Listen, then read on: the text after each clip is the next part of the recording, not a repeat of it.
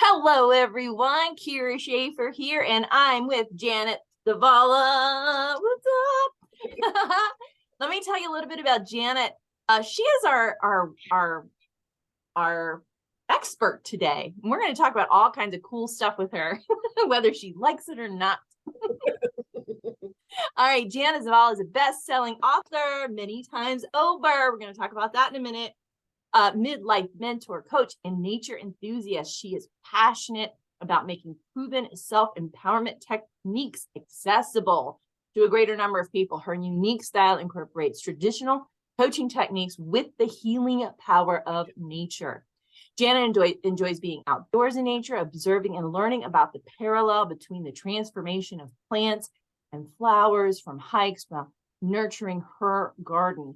As an amateur nature photographer, she enjoys documenting nature's transformation. Her love of coaching and wonder of nature is where much of the inspiration for the book that we're going to talk about in just a moment has been derived, and just kind of who she is, right? It's your essence. It's your joy. It's your space. It's your thing. Welcome, Janet. Thank you. Thank you for having me. This is fun. Always a fun time talking to you. I know. And same with you. Like the thing that I love is about like bringing just amazing people into my world. And you have been a good friend for a while now. Like, I mean, it hasn't been like a super long time. What, about a year maybe? When was and you're awesome. I feel like that was probably mid-year last year. Yeah. I think, yeah. But I tell you, I feel like I've known her forever. Both in the INFJ family. So let's start with your book, because I think that's just a great place to start, because this week it is available for free download on Kindle. And are you ready to make the announcement? I'm ready. Okay, go. It is an Amazon bestseller. Yay! Through the great guidance and help of my amazing publishers and, all of my crew and tribe and everybody around me. Like it's been an amazing experience, but I couldn't be more grateful to you, to all of my support systems, and Todd, of course, and everybody else out there who got it. So it's just amazing. What an amazing feeling. Oh yeah. And it's so nice, when you're writing your book and doing things and putting things together, you're just hoping, it's like, I hope it gets to people. I hope it gets downloaded. I hope that it gets read. I hope that this information gets out there.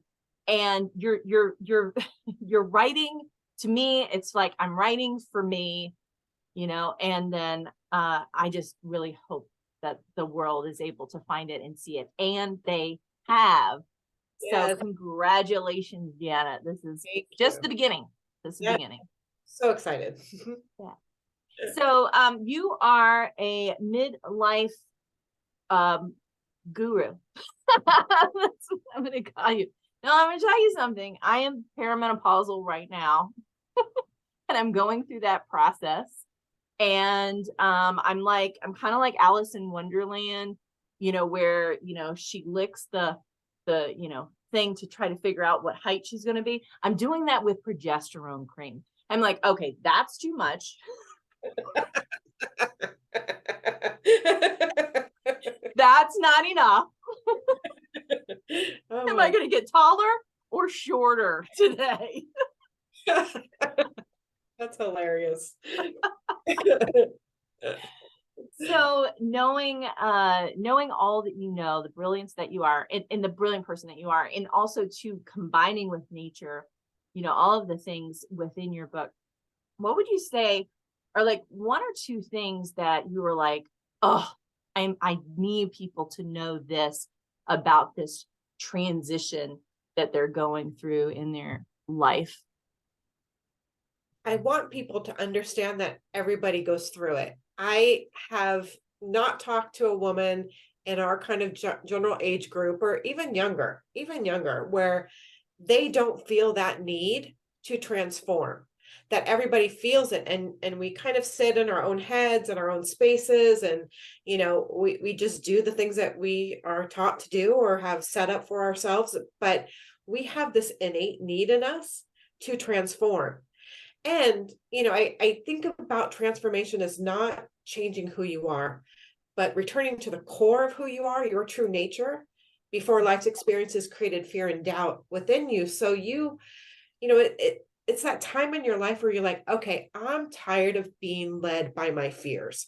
I am Mm. tired of being stopped by my self-doubt and my sense of unworthiness, or whatever, thing we put on, whatever coat of fear or self-doubt we put on to protect ourselves. Like we want to kind of come out of that. We have that innate desire to do that. So I think that's what I want people to know. It's like everybody goes through it. I talk to so many women, it's natural. They're like, I've talked to women and they say, it feels like you're reading my diary. It's just so much within us and change and transformation is natural, right? The resistance of that kind of transformation is where pain exists, where the struggle exists.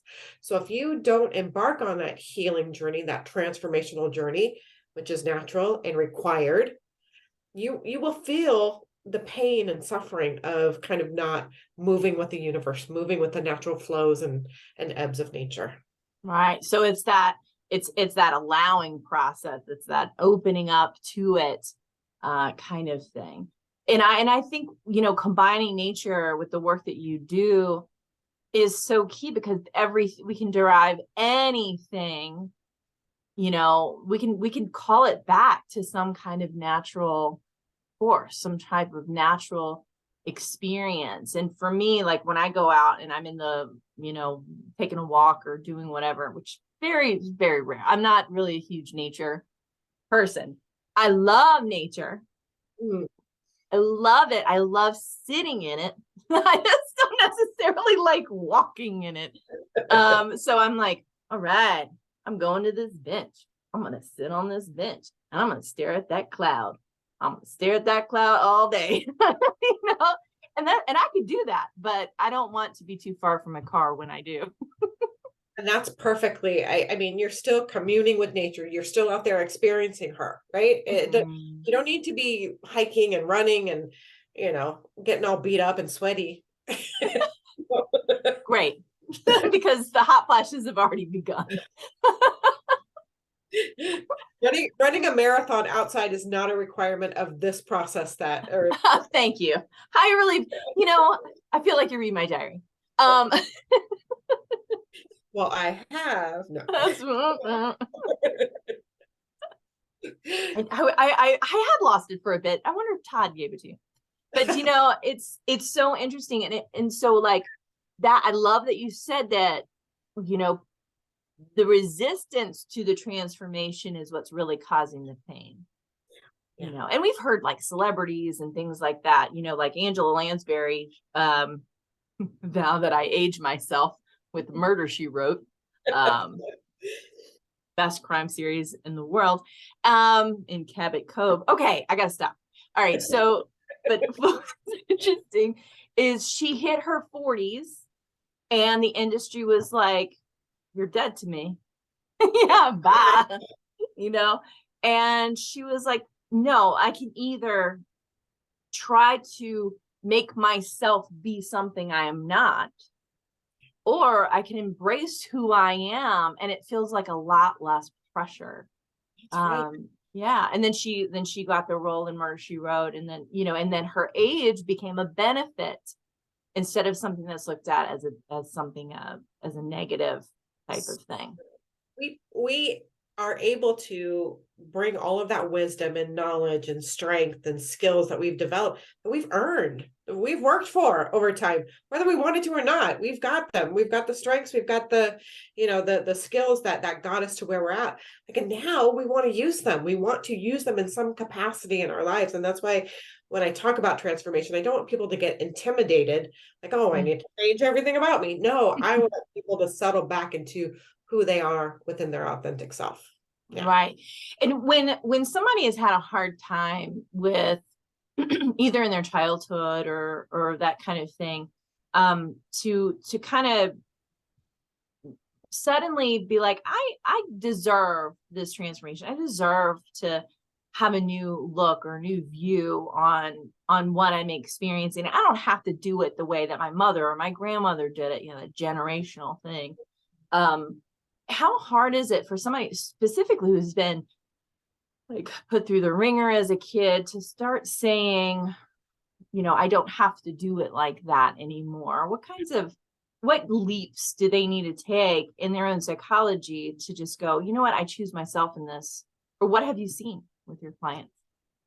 With my clients and with myself, I think that it's starting to reprogram those messages in your mind. So being aware of those negative thought processes that show up, right? That the things that kind of tell you that you're not good enough and you're not worthy or whatever that voice for you says, and kind of starting to become more aware. Now, in the beginning, you don't need to kind of question where they come from, but starting to be more aware through meditation or other kind of awareness techniques is key, because you can't change something that you're not aware of, right? Yeah. So, and then the other thing is start programming yourself with powerful information. When I was really ready for my transformation, like I went to all of the inspirational speakers. There's a plethora of, Buy me a Coke. I get on the treadmill and just walk. We don't need to run and hurt ourselves, but just move and listen to that powerful information. Abraham Hicks is amazing. She was one of the most powerful things.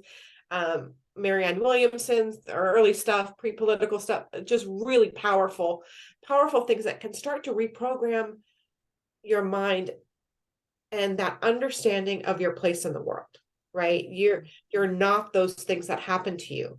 Those things, you didn't deserve anything for those things to happen to you. Somebody enacted their own trauma that they experienced, that they had in their own life, and put it onto you, but it wasn't because of you. So starting to kind of unravel that, like, I feel like it's a bunch of knots that you need to start to unravel. That awareness, becoming aware of when you're talking bad to yourself, feeding yourself helpful information, those kind of things will kind of help you get on the path of healing and transformation. Right. It's like, it's just, it's like, if you, like what Abraham says, you've already got the momentum going, get the boat in the water and let go of the oars instead of trying to go upstream. And that's that thought, for sure, of I'm resisting this transfer. I'm resisting this change. And for me, for my puzzle brain, what I did was I was like, I would ask anybody, I would be like, why do I feel like this? Why is this going on? And I don't know if there's some kind of weird stigma associated with the physical and chemical change that we have in midlife. Because so many people I asked, or maybe they blocked it out, but so many people I asked, they would just go, I don't know. I mean, it just kind of came and went. And, I get a hot flash and, I just kind of be fine with it. And I'm like, are you kidding me? I have the most intrusive thoughts I've ever had in my entire life that I might act on. And I'm like, are you like hot flashes? My bed is soaking wet. Like, how do people, and I'm not even in it yet. I'm not even in it. Serious with me right now? Like, what is going on? Who am I? What am I doing with my life? Where am I going with this? Like, it's just wild. And, it's funny because it wasn't that way before. I could mark it out on a calendar, probably like the minute it started to shift. And so I'm trying to gather all this information that almost feels like it's discounting the experience. And that could be in any part of any type of transformation. Ask my friend, hey, did you ever experience this? No, I've never experienced that. And then it's like, well, conversation over then, I guess. That's why we need people like you, Janet. Yeah, it's just incredible. I mean, the way nature has been built to have us go through this change, to have us go through these physical changes and these mental changes and everything else. And, it's a hard time, but that's the thing about change, right? It's like, it's never easy, right? Because you're shedding something else. You're shedding something, you're letting go of something. And so, that process, I wish it was just like a day at Disneyland. It's not, it's not. And that's why people resist it too, right? Because, but once you get to the other side, especially with the mental and physical kind of challenges that present themselves at this time, like, the rewards are great. I'm on the other side. Yeah. See, that's the other thing. Like, it's kind of like the pain of childbirth that I don't know anything about.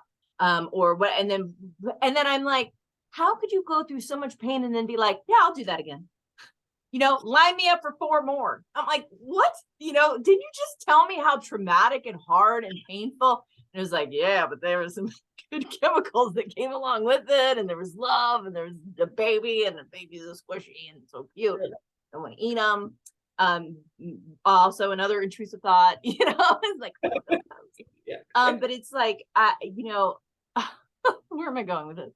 But it's so interesting because they look back on it and it's like, yeah, I'll do it again, even though it was incredibly painful, because it was that transformation. Something good came from it.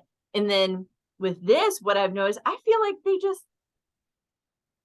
forgot being associated, because there's good things on the other side. I just don't see them yet. But I think that we're wired like that. That is probably a brain chemistry thing. Survival.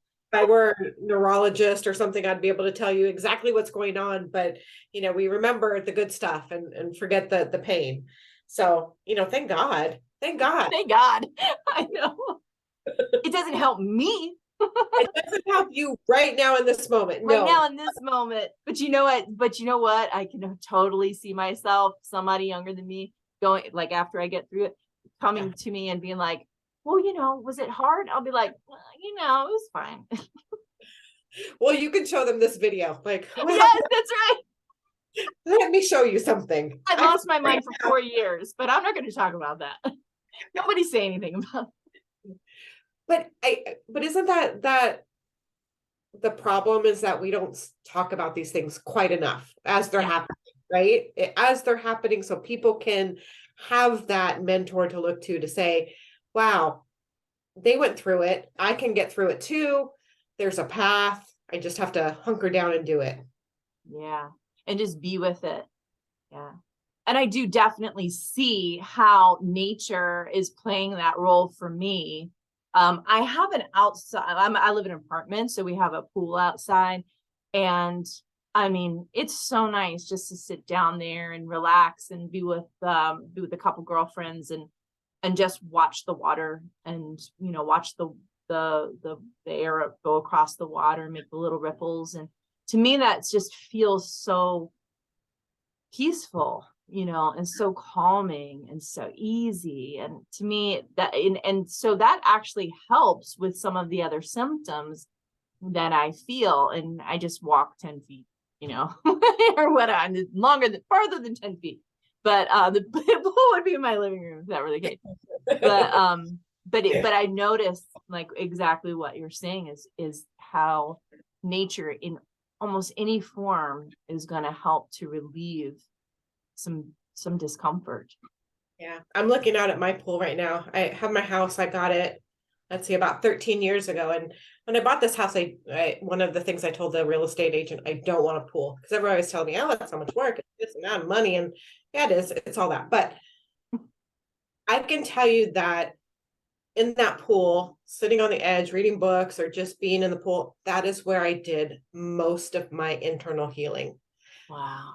99% of my healing was in the water, dunked in the pool, because, I'm out there by myself and there are big trees kind of in the neighborhood, and the wind blows, and you can feel connected to something bigger than yourself, something, you're able to ground yourself. So, that's the feeling of nature, whether you love the water or the desert or anywhere in between, right? It's, go find yourself some nature and water, whether it's in a pool and it's man-made, like, it's so healing. Yeah, I find it be incredibly healing, and it's so nice to just be, because I also know that during this time, I've had a lot more thoughts coming in. So my meditation, when I meditate, maybe you have some pointers for us for meditating. I get a lot of the thoughts coming in, and they're nothing. They're gobbledygook. They're not like negative. They're not positive. They're not even like my to-do list. It's just random clips of consciousness just popping in here and there, like fragments. So it's kind of like, been defragging a computer, but it's just been a lot more fragments lately. And so I don't know if anybody remembers defragging computers. that was a thing in the late 90s, I think.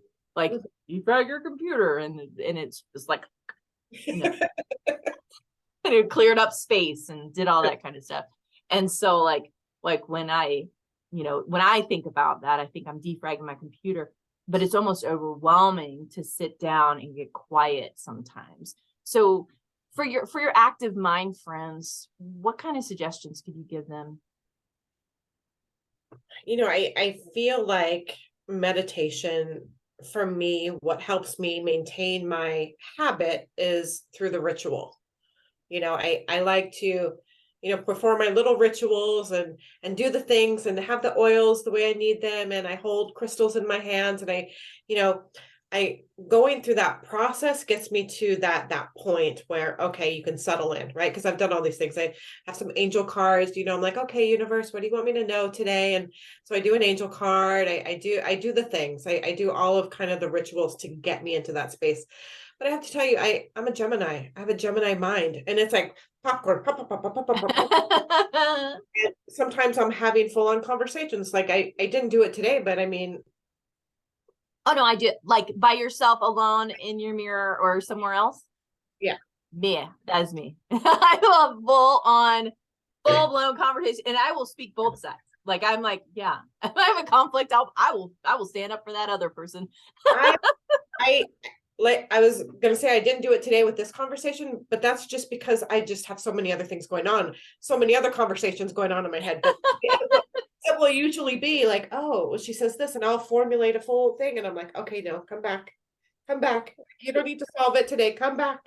Yeah, it's sometimes it's tough to get there. I struggle with it. I mean, I say, everybody should meditate, but I want people to know that I struggle with it too, because I'm there and like constantly.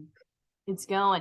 It's an INFJ trait too, because we got that pattern recognition piece, and then we got the perspectives piece. So we want to see things from all angles and not be surprised, really, because we know we see 10 steps down the road. It's just a function of our brain and how it works. So when we are seeing something 10 steps down the road, it's like, how can I commit to this statement right here if that could happen? Right. Yeah. So not only you got Gemini, you got the INFJ, and in many cases it works for us. Right. But other times it'll just pull me out of my meditation, or I'll just flat out fall asleep. I'm like, which Abraham says that's totally okay. That's right. And when people, I mean, they still say it to me today, like, I can't clear my mind of thoughts. I'm like, so that's not the point of meditation. It's just simply to have awareness, and different techniques will help you in different ways. But, it's really, unless you're, sitting by, the Buddha, I don't think you're going to get rid of your thoughts. They're just there. So stop judging them. Just. Well, I think that even keeps them going, right? It's like, oh, I'm judging my thought. My thought's going to keep talking to me until I stop engaging. Yeah, absolutely. And I will tell you, I mean, I've listened to Ram Dass talk, and he's, God rest him. And the last thing he said in a final interview, he said, well, is there anything you want to leave people with on this earth? And he said, yeah, forget everything I said. However, I'm not done. I want to hear. But anyway, he did the like abusive road of meditation, where he was in an ashram, and they would, if he bent over slightly, they'd hit him with a cane reed, or whatever. And, he had to toe the meditation line. And yeah, he can sit in full lotus position and do his thing, but he was the realest of the real. And he was like, yeah, I did not like it.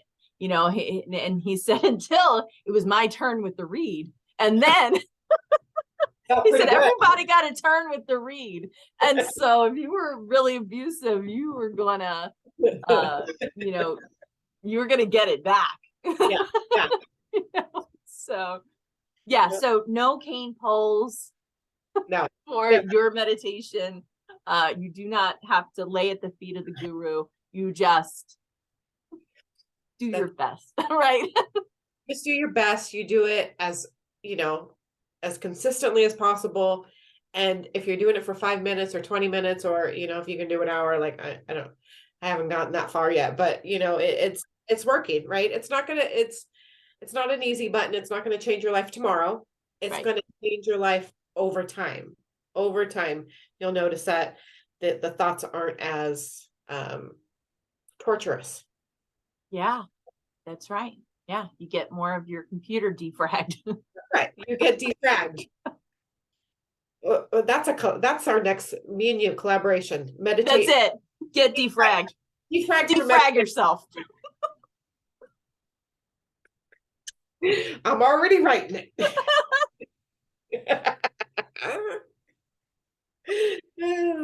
Defrag your life. That's right.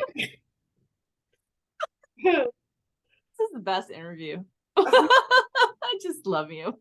Wait, are we interviewing? I thought we were just having a conversation. No, we aren't interviewing. We're just talking.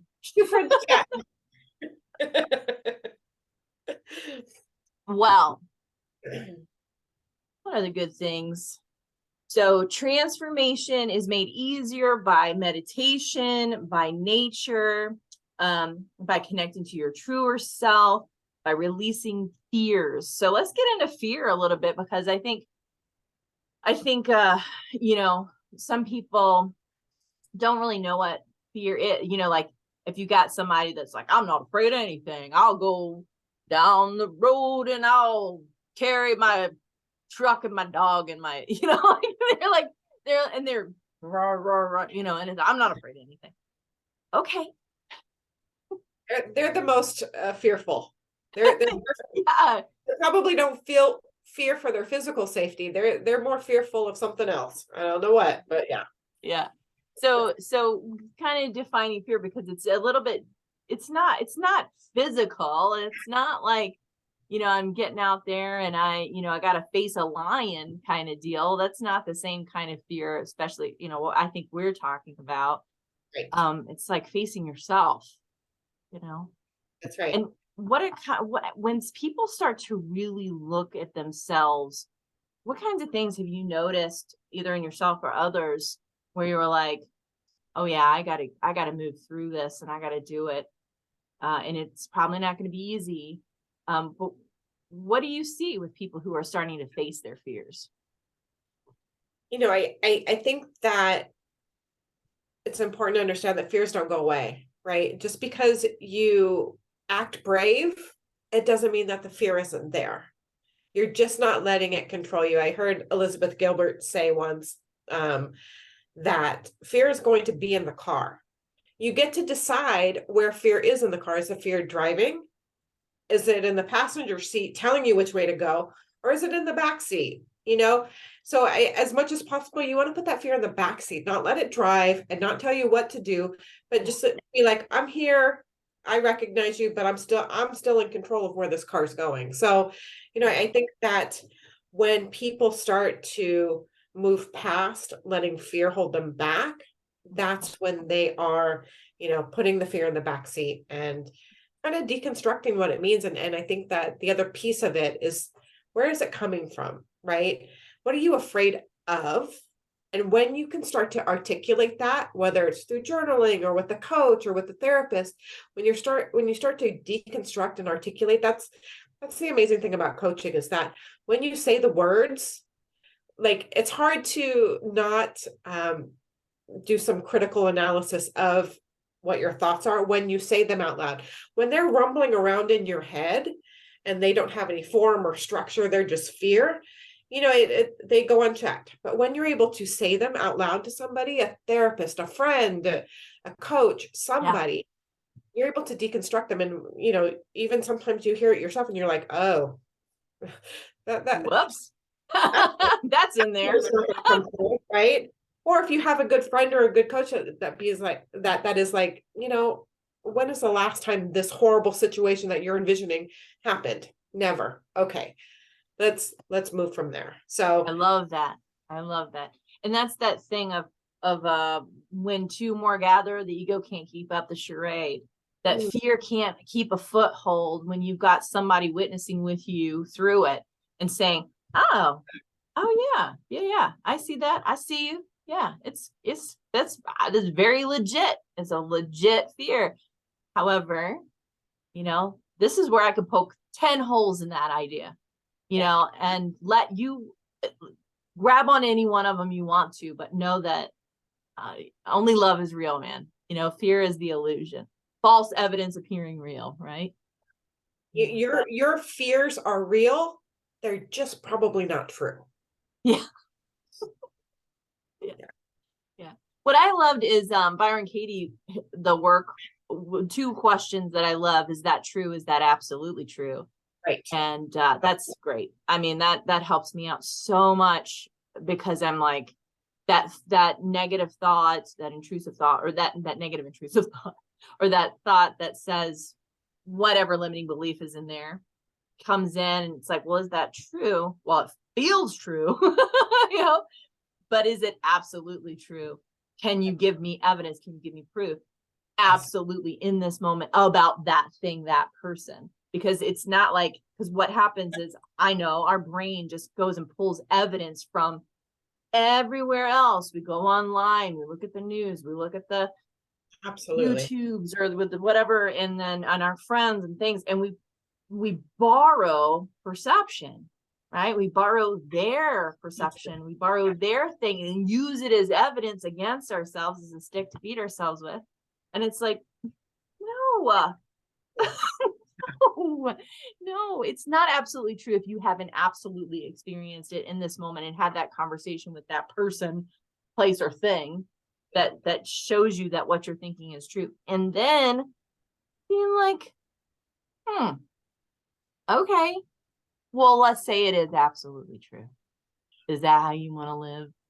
The rest of your life, right? Or whatever direction it needs to go in next. But yeah, fears are insidious, man. They are. And if they go unchecked, they will grow and they'll mushroom and they'll just become more, restrictive of everything you do. So what I say is like, feel the fear, but act anyways. Yes. Acknowledge. Yeah. But take a step, because one of the surefire ways to, get over the fear of any particular fear is to prove it wrong. Act anyways. I remember I was coaching with Todd, and I told him, these are the things that I want to accomplish, right? Okay, Todd, this is what I want.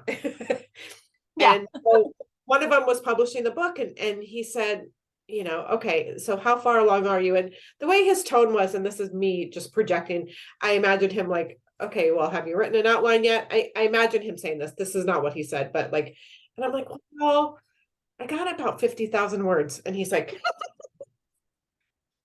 I mean, I don't remember his face. I probably wasn't looking. I was probably, it was probably like, he was just like, you're done. You're done. You're done. Now it's just time to move to the next book. Yeah. Right. You're done. Yeah. So, I mean, even going through the publishing process of this, like, I'm like, oh, I want to publish it, mid-year or something. And you guys are like, what? Why? Like, what are you doing? Again, not the way you came at me, this is my, well, kinda. I mean, I'm like, it's my perception of the conversation. It's like, what's this crazy lady waiting for? I don't know. I'm sure something horrible is going to happen, so I should wait. I don't know what. But it kind of goes to the point of having somebody there on the other side going, come on. Well, what I love about that is that, one, just feeling free to be like, just having the connection with you and knowing, like, Because I remember talking to Todd, and I'm like, why does she want to wait? It's here. It's born. It's out.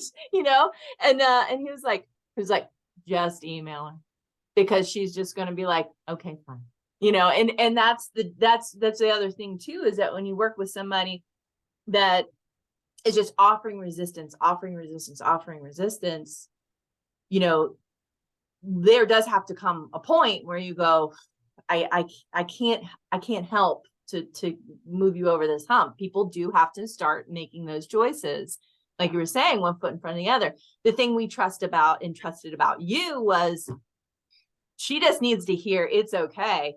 And she's going. So guys, Janet walks her talk. Okay. It's not like she doesn't have fear. It's not like I don't have fear. We just know what to do, and we do our damnedest to just keep moving forward, even when it's hard. And you can do. Just in us talking here, I realized one of the fears with that whole situation is that I was listening to talks about how to market your book and how to do this, and they're like, oh, you need to have like a 8-month on ramp to get it. You need to do all of this stuff and build your audience. I don't even know what, but it's like, you need to have 6-8 months of doing this work. And I'm like, okay, I won't have that much, but I'll have like 4 months, or 5 months. Yeah. And I'm like, okay. Yeah. I mean, well-meaning advice and probably great, but not for me, not at this time. And look, it all worked out. It did. Best-selling in 11 categories on Amazon. Yeah. It's fine. Just to put that in there. Tons of 5-star reviews, like out the wazoo. Great. Just, oh my God. So, to me, really wildly successful. And then everybody just bases their own success off of what their perception of success is. Some people, it might be a dollar amount. Some people, it might be, something else, just building their community and connecting with people and bringing information to the world and all that kind of stuff. Do you know that I saw a quote from Leonardo da Vinci saying something like, it was like I think it was his last words, apologizing to the world that his art was such crap. Like that, so many artists in this world and people who are bringers of information all throughout history, a lot of their work didn't even get experienced until long after, because they were just ahead of their time. That's right. But, we still put the effort in. Yeah. We don't know, where it's supposed to go, what it's supposed to do. And you can totally get out there like James Redfield and beat the streets and sell 10,000 copies of your book out of your car, get it picked up and get it turned into a movie and all. You can totally do all that stuff. I like being home. And I like doing YouTube. Yeah. I like spending time with Janet. And and I like allowing source energy to bring to me the people I'm supposed to work with and connect with, instead of going based off of that, push. I think that other going back to transformation, with pushing, to get out, rip through the cocoon as fast as possible, and we just end up goo. I know I do. You'll end up gooing with a sore neck, like it that sounds horrible to me, like pushing through. Yeah, you need to take your time. You need to be gentle with yourself, show compassion to yourself through all of these things, right? Yeah. Through the fear, through the transformation, and recognize that we're just human. We're trying to live this experience as best we can and not like hurt ourselves or other people. That's it. Yeah. Kyra, get rid of your intrusive thought. So, but I embrace them. Okay. So this is what was coming up for me. Oh. I will say it eventually. I don't know when it'll come out. Was I started to feel like I was trying to wish my life away, like I know that there's a time frame specifically for this particular physical process. I started feeling like, oh, I just wish I was 50. I just wish I would just get over this already. What do you say to like just the acceptance of where we are? Because I need to hear some of that. Accepting where I am is what I'm needing. I feel like every stage is necessary for our evolution. Every stage, everything that we go through is necessary for the next thing. So whatever you're going through, whatever kind of struggles or turmoil or anything else, you're going to be able to use that, right? That there'll be things that you'll be able to use and apply. And I know women, in their 50s and 60s right now, doing amazing things, putting themselves out there, creating podcasts and, writing and doing things. And it's amazing. I think that our potential, once once we start to own our own strengths and own our growth and own what we can give to this world, is amplified. So, we have more to give during that time period, because we've gathered so much, and we've got this strong desire to give. We've got this strong desire to heal and to share. And so I just think that it's part of the process. It's part of the damn process. I always wish things to be easier. I'm always looking for the easy button. I haven't found it yet. And I've looked hard. Where did that easy button? I had this weird thought, like right before my 40th birthday. I'm like, when I turn 40, like everything will be clear. Like I will understand everything. Everything will be easy. I'll be healed. Like that's what happened. Nobody told me that. I don't know. I just wished for it, right? To have that. And I think we always wish for that, like that next miraculous thing to, change us and transform us, but we got to walk through it. I talk about in the book, I equate our limiting beliefs to weeds. And sometimes we need to dig it down in the root and pull it out, because if you just chop it off, it's going to come back, and it's going to come back. You got to dig deep and get to the root of some of the things that are still plaguing us at this time. And we've got more emotional intelligence and more strength and more stamina to be able to do that. Yeah. I had a whole bag of fucks when I was 40. And then suddenly, over about 4 or 5 years, I had 0 fucks left in that bag.